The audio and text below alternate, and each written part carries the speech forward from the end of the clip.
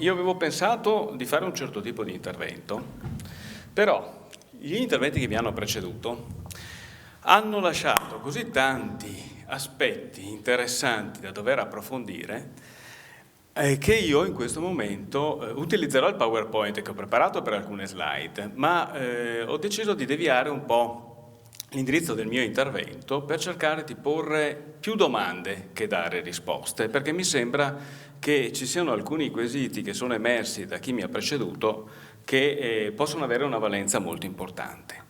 Intanto l'esempio quello proprio che mi ha appena preceduto, della professoressa Curci, vi ha fatto vedere un esempio che non è così banale, perché l'esempio di Villa Contarini è un esempio di industria in villa. Cioè gli impianti industriali non sono situati al di fuori del contesto della villa, ma sono inseriti nel contesto della villa. E la cosa particolare è che la creazione e la costruzione di torcitoi di seta per la produzione di semilavorati di seta, oltretutto con degli impianti che sono assolutamente innovativi per il tempo, perché si parla di mulini alla bolognese, che sono gli impianti più avanzati da un punto di vista tecnologico, è accompagnata dalla costruzione nel posto di 34 casette per gli operai. È una specie di company town ante litteram. È una visione imprenditoriale di altissimo profilo.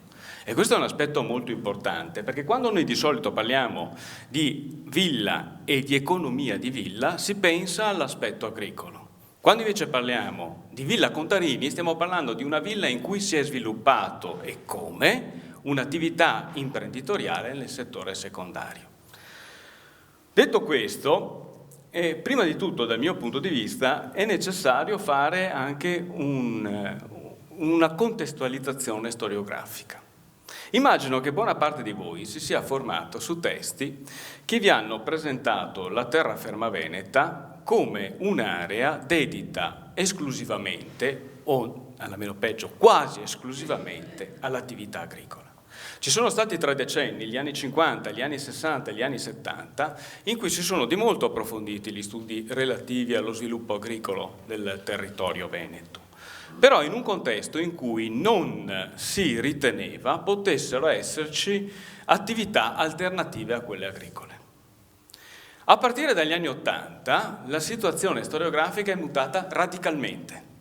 Ci si è incominciati a interessare molto di più degli aspetti produttivi connessi col settore secondario e quelle attività commerciali e si è incominciato ad evidenziare come la terraferma veneta fosse un'area contraddistinta da una presenza manifatturiera di assoluto rilievo internazionale, con alcuni settori, soprattutto quelli connessi col tessile, lanificio e settificio, che producevano manufatti destinati alle piazze europee.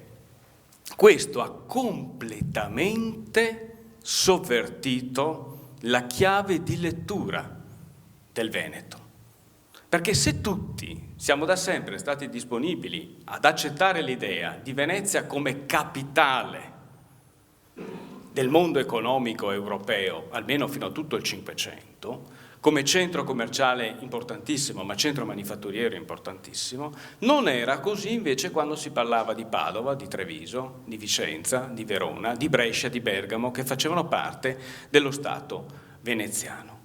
Vi dirò di più, c'è un aspetto importante che vale la pena sottolineare. Quando non si parla, spero che si veda un po', ma forse da lontano, quando noi parliamo di sviluppo manifatturiero, facciamo anche una diretta correlazione anche con lo sviluppo demografico.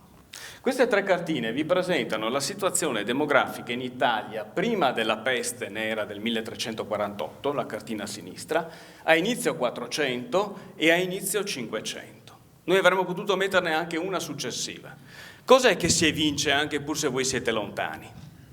Che prima della peste nera, di metà 300, la presenza di centri urbani di rilievo non indifferente è situata un po' in tutta Italia. Una volta che è passata la peste nera, a inizio 400, è quasi completamente scomparso il centro e il sud Italia. Hanno mantenuto un rilievo demografico di un certo rilievo solo alcune zone del nord. Nel Cinquecento c'è una ripresa nel centro-sud, ma limitata. Quello che è cresciuto e che continua a crescere sono i centri urbani del nord. La Repubblica di Venezia, lo Stato da terra di Venezia, è un'area contrassegnata dalla presenza di una megalopoli del periodo, che è Venezia, 150.000 abitanti, è un dato così perché voi sapete che c'è la pestilenza, la popolazione può scendere fino a 100.000, c'è la fase di forte crescita, Venezia arriva fino a 180.000 abitanti al massimo, però diciamo circa 150.000. Ma in questa area ci sono altre due città grandissime per l'epoca, Verona e Brescia, che hanno una popolazione di circa 50.000 abitanti. In questo periodo Verona e Brescia sono tra le 20 città più grandi d'Europa, non bisogna dimenticarlo. Oggi Verona e Brescia sono tra le 20 città più grandi d'Europa? Assolutamente no. Non solo, ci sono città come Vicenza e Padova che hanno un rilievo demografico di assoluto interesse, intorno ai 30.000 abitanti. Vi dirò di più, il caso di Vicenza è ancora più interessante in questo contesto, perché il caso di Vicenza presenta una particolarità per certi versi unica, ed è una cosa su cui invito a riflettere anche i colleghi che si interessano di storia dell'architettura. Sono dei risultati abbastanza recenti a cui siamo arrivati ponendo in confronto i dati che noi abbiamo sulla popolazione dei centri veneti per il 4, il 5 e il 600 con i censimenti che incominciano ad essere effettuati a partire dal 1881 e poi 1901, eccetera, eccetera. Mentre tutte le città del Veneto a inizio Novecento hanno una popolazione maggiore di quella tardo cinquecentesco ed inizio Seicento, Vicenza è l'unica città che prima della peste del 1630 sembra avere più abitanti che nel 1901. Questo fa apparire la città di Palladio sotto un'ottica completamente diversa. Indubbiamente. Vi do un altro dato, la cartina purtroppo, la tabella non ce l'ho qua, l'ho fatta in un'altra presentazione, ma non avevo pensato di poterla presentare oggi. Prima della peste del 1630, i dati a disposizione fanno pensare che Vicenza abbia su per giù la stessa popolazione di Padova. A inizio Novecento Padova è più del doppio di Vicenza. Treviso, prima della peste nera del 1630, è un terzo di Vicenza. A inizio Novecento è di poco inferiore. Questo pone degli spunti abbastanza interessanti sulla città di Palladio, perché fa uscire la realtà vicentina come quella di una città che tra il 4 e il 500 conosce una fase di crescita eccezionale. Non per niente i committenti palladiani sono anche grandi uomini d'affari. Torniamo a noi però, al di là del dato demografico. Abbiamo detto, a partire dagli anni '80 gli studi relativi alle manifatture hanno radicalmente modificato la visione che abbiamo della terraferma veneta. L'hanno modificata al punto tale che nel 2010-2011 tre grandi studiosi di economia veneta, Luciano Pezzolo, Andrea Zannini e Michael Nepton, senza mettersi d'accordo, ma tutti e tre insieme hanno sottolineato un aspetto. Caspita, tutti questi studi sulla manifattura che sono stati condotti in questi ultimi anni e che hanno modificato la visione economica della terraferma veneta, ci impongono di ritornare a studiare l'agricoltura in un'ottica diversa. Perché se gli studi condotti prima presupponevano che oltre all'agricoltura non ci fosse niente o ci fosse qualche attività artigianale, ora invece gli studi condotti più di recente costringono a ripensare una mappa dell'agricoltura del Veneto, per vedere che tipo di agricoltura c'è dove c'è manifattura e che tipo di agricoltura c'è dove non c'è manifattura. Un esempio banale l'abbiamo appena visto con la roggia. Nella zona in cui coesistono manifattura e agricoltura è difficile utilizzare l'acqua esclusivamente per usi irrigui, perché la presenza di ruote da mulino significa deviare acqua. Significa togliere portata ai corsi d'acqua, significa rendere più difficile l'irrigazione dei terreni. Senza contare che alcune attività imprenditoriali sono anche fortemente nocive. Conciare i pellami e scaricare il risultato della lavorazione della concia dei pellami nelle acque significa che chi si trova a valle non può utilizzare l'acqua e se la utilizza rischia grossissimo anche da un punto di vista igienico. Questo apre tutta una serie di considerazioni. Pezzolo, Zannini e Nepton concludono: bisogna tornare a studiare l'agricoltura. Soprattutto bisogna tornare a studiare l'agricoltura con un'ottica diversa, cioè capire com'è organizzata l'agricoltura. E qui arriviamo al secondo punto. Noi oggi, quando parliamo di settore primario, abbiamo alcuni dati acquisiti quando parliamo di Veneto. Alcuni dati acquisiti. La crescita demografica che abbiamo visto determina un aumento della richiesta di cereali. Il Veneto del Cinquecento è una terra che produce sempre maggiori quantitativi di cereali e che introduce nuove coltivazioni. Tra queste nuove coltivazioni c'è ovviamente anche la vitivinicoltura, ma tra queste nuove coltivazioni abbiamo, vado un po' veloce perché non voglio portare via troppo tempo, abbiamo il mais. E il mais è importante per una questione: il mais mi permette di superare le crisi di sussistenza. Non si muore più di fame, si muore di pellagra perché si mangia solo polenta ogni giorno. C'è l'introduzione del c'è l'introduzione del riso in alcune aree del Veneto, anche qua vicino, Gran Torto, Gran Tortino, Grumolo delle Abbadesse o il territorio veronese, e poi c'è l'introduzione di quella lavorazione che fa la gran fortuna del Veneto del periodo, che è la gelsi-bachicoltura, la coltivazione dei gelsi e l'allevamento dei bachi. Noi oggi sappiamo che il Veneto del Cinquecento è un'area in cui da un punto di vista agricolo si guadagnano terreni attraverso operazioni molto costose come le bonifiche.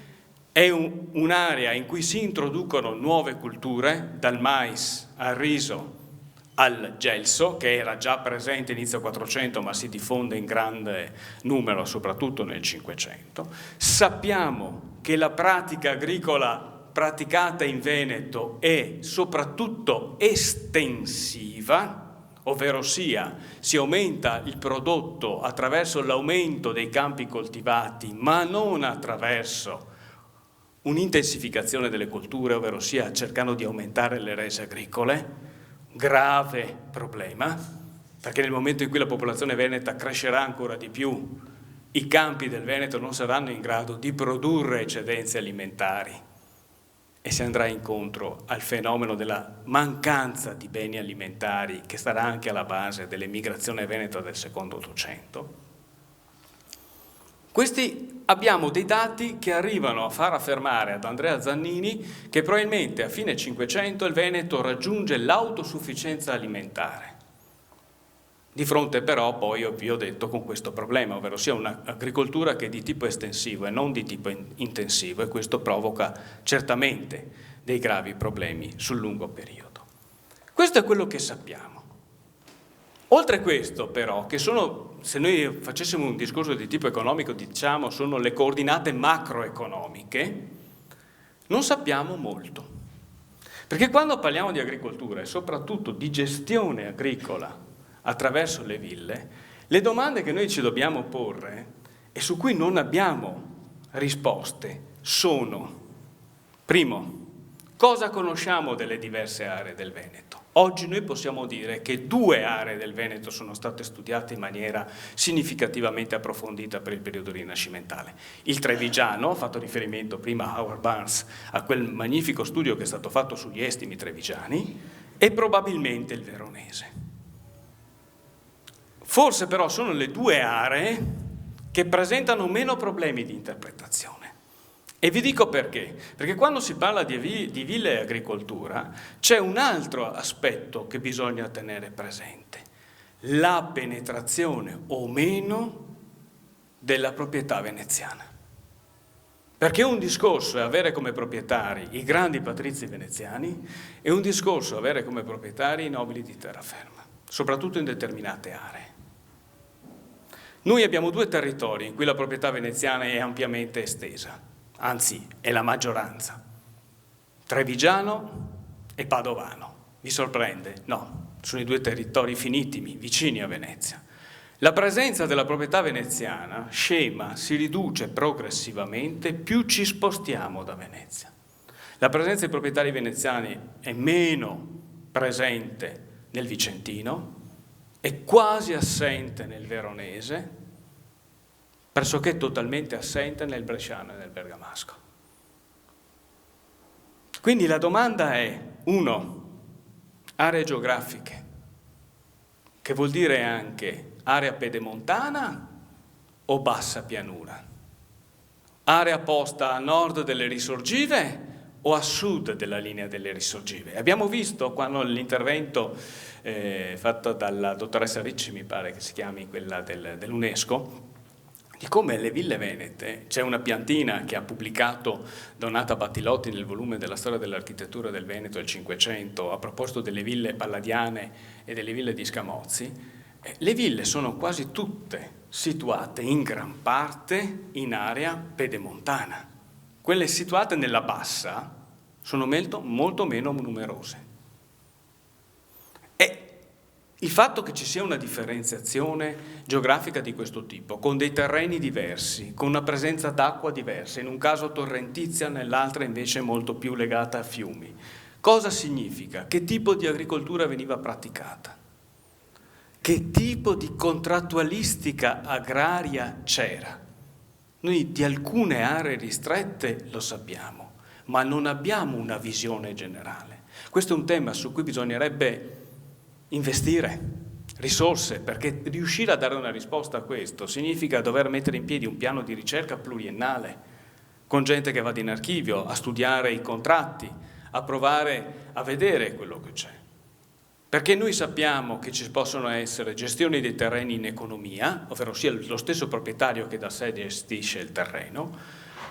Possiamo avere una proprietà rentier che non pensa a condurre i terreni in maniera capitalistica, e vi assicuro che nel Veneto del Cinquecento è la meno presente, perché i grandi proprietari terrieri e i nobili nella maggior parte dei casi è gente molto vivace da un punto di vista economico, ma ci sono anche situazioni molto complicate. Torno ancora una volta al Vicentino.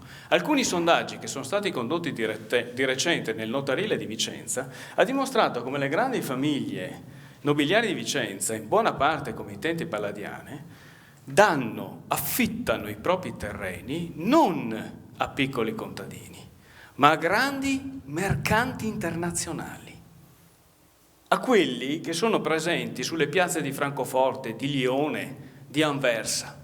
Perché un mercante, un uomo d'affari, un imprenditore internazionale del Cinquecento dovrebbe prendere in gestione le terre se non per coltivarle in una visione capitalistica?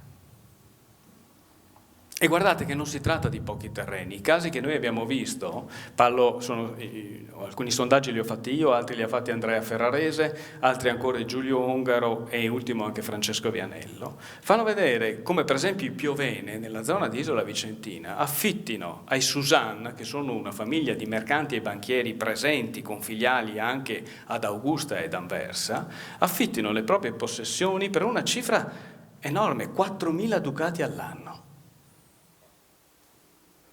E i Suzanne cosa ci fanno su questi terreni? Pagano 4.000 ducati all'anno e cosa fanno? Queste sono le domande che noi oggi dovremmo porci. Quindi, per concludere, alla luce di tutto quello che appunto fino adesso vi ho detto, è che quando noi pensiamo alla villa, pensiamo sicuramente alla villa come collettore di attività agricola. Però c'è villa e villa, c'è proprietario terriero e proprietario terriero, modalità di conduzione delle terre diversificata a seconda delle aree. Secondo aspetto, l'altro interessante, in molte di queste ville, il caso di Villa Contarini è assolutamente eclatante, c'è anche però l'organizzazione di attività di trasformazione imprenditoriale. Buona parte dei proprietari di ville operano la prima fase, quella di trattura della seta, all'interno delle ville stesse. Grazie.